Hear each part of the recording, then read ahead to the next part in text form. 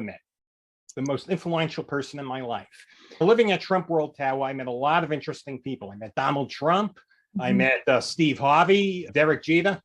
But Yes. you were number one. You were the most amazing because. Thank you. Thank you so much. That means truly, truly a lot. Thank you. I'll tell you why. I think you're the kindest person in the world, and you're the happiest person in the world. Thank you. That means a lot.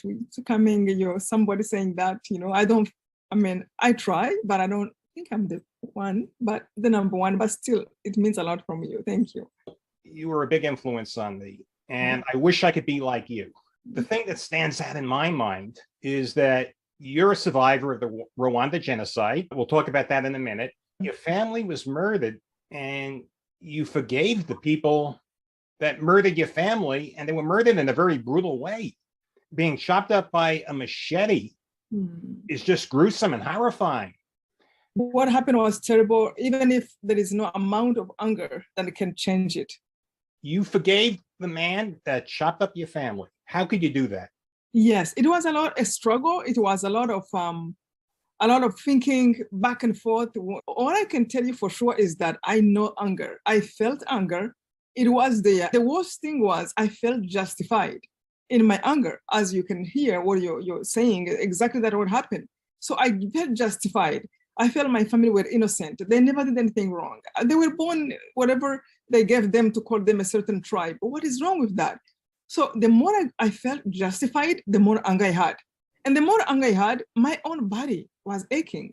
My soul was aching. I had no peace. I couldn't remember how to smile out of anger.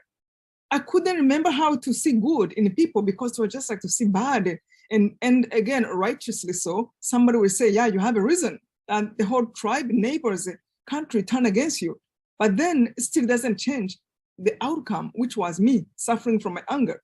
So that forced me, I always say, God put me in a corner. He was like, okay, you're going to get it. You will know pain is going to get worse and get worse and get worse until you consider about forgiveness. So I didn't forgive because I knew how to forgive. I truly forgive because I asked God, help me. I want to feel good again. I want to see good in people. I want to understand the things you say in the Bible. With that willingness to wish even to be innocent again, to wish to see good in the people, to see bad for what it is, of course, but to see good, that's where my help came from. Then slowly things started to unravel, to see the one side, like, wait, they're doing evil, but they're not evil. Because even me as a person, sometimes I might say something unkind, and then the next day, I can't believe I said what I said, which means I'm capable to change. So if I'm capable to see wrong, what about another person? It was such a 3 months conversation from inside.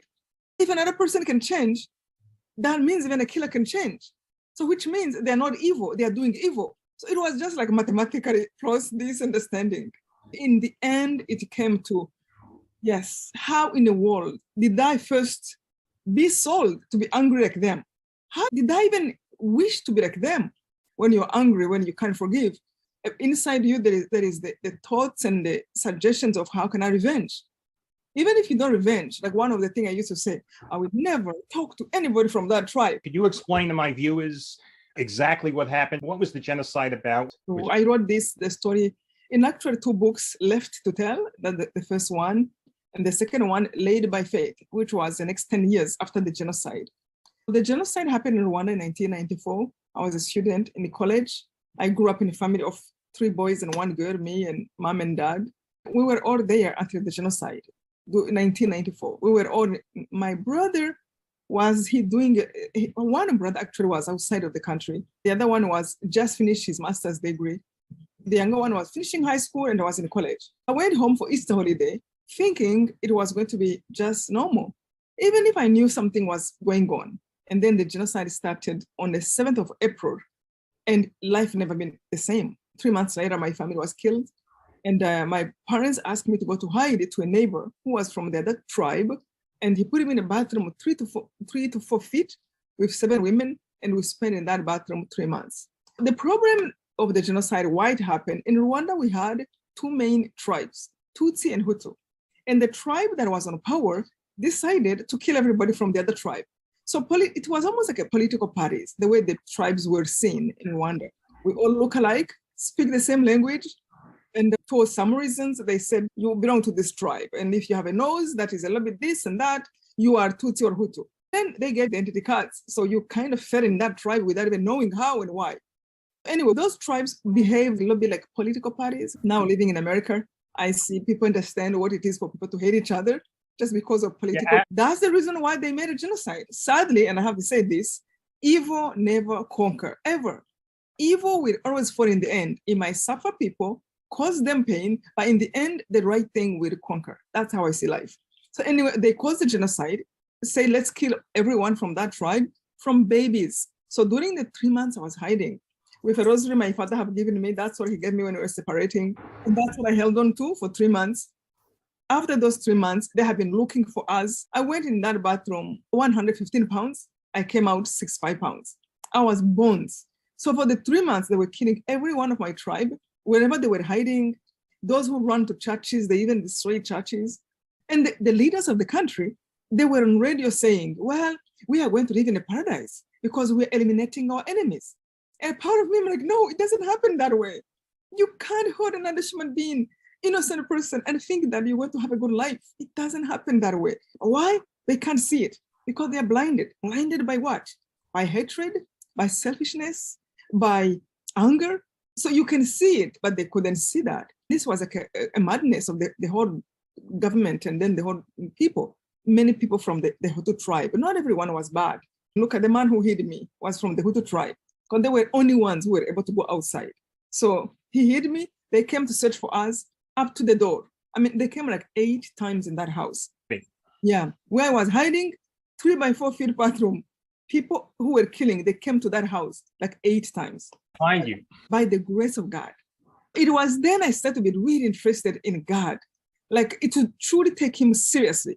I remember the time when I said, God, I might not understand everything about you, but I am all yours. I'm going to check everything you say, and I'm going to try to be everything you say until you disappoint me. And to tell the truth, to this day, I don't think God have ever disappointed me. Everything that happened, there is always a way, again, from the Bible, through the Bible, I'm able to understand. So anyway, came outside of the bathroom 3 months later. I found out more than 1 million people of my tribe were killed. It was a very brutal killing. Yeah, grenades. Like they used to put people in a stadium and they would throw grenades and then shoot. Then they would go in for those who were surviving and cut them with machetes. Horrible. I mean, they tortured Tutsis. They used to cut their legs and just come to see if they're dying slowly. It was worst evil that you can. And now, of course, they have lost. How many of your family was killed? 98% of my whole family, including extended family, were killed. Your immediate family, if I remember from your book, was chopped up by a machete. Yes. I mean, that's absolutely horrible. And it was one person who did it? One person, he had a group he put together because he was a man of power. He put a group that was looking for me that went and killed my mom and went and killed my brother. So I made the person who literally hands-on, who had the machete, and I made the person in prison who had the group that were looking for them. I heard them outside of the bathroom, and he was saying, it is only Immaculée we are lacking in the family.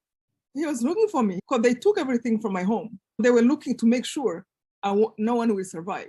Another person outside of the bathroom, he said, he killed 400 by machete. And he said, I'm looking for Immaculée to make the 400. No, 399. You must have been really scared. It was so scary. So you forgave the man who really was responsible for chopping up your family in a gruesome way. I just can't get over that. If someone did that to my family, I'm going to be honest with you, I'd want to set them on fire slowly. But you forgave them and you're happy. I wish I could be like you. I wish to God I could be like you.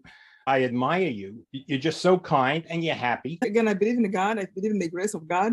I truly think that with forgiveness came the gift of the joy. There's so much division right now in the United States of America.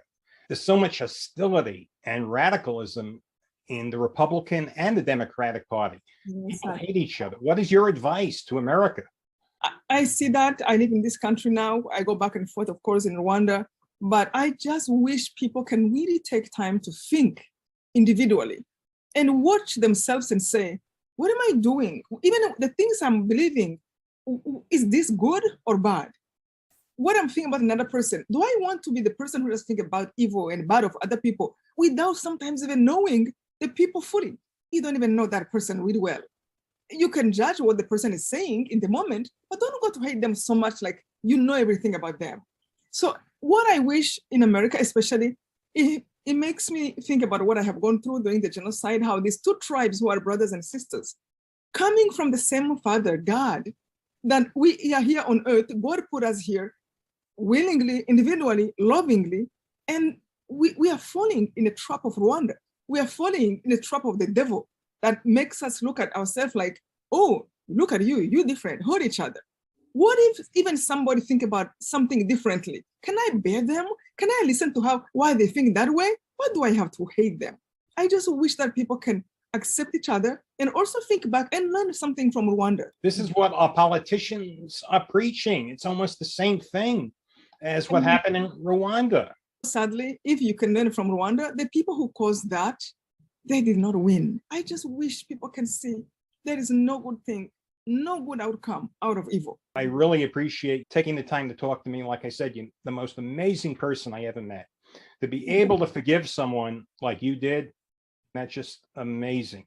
Do you have any parting message? Yes, I want to encourage people. You see, we can't control what other people do. We can change ourselves, but we can't change others. So if we see evil, for those who pray, please encourage you. Pray, pray, pray.